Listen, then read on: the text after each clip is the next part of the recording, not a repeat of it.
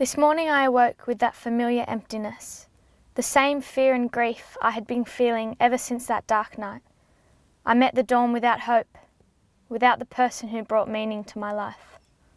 Others called me the devil, but he called me by my name. Others passed on the other side of the road. He took my hand.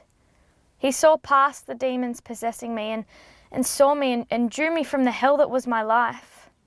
I followed him from that day and I've seen him bring new life to so many others.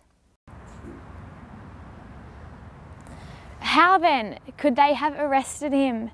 How could they accuse him of doing those terrible things? Trials before the high priest, the governor, even the king. They all saw.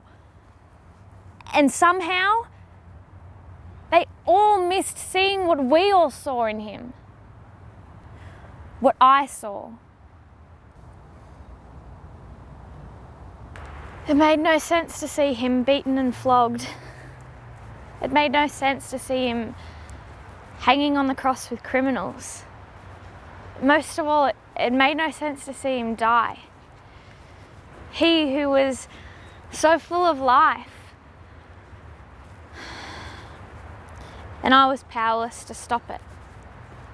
All I could do was just watch and weep. But this morning I thought there was one thing I could do for him, one last service to perform.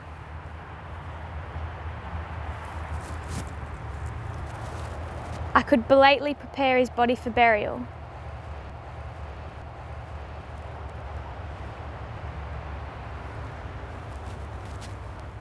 I got to the tomb and I couldn't find him.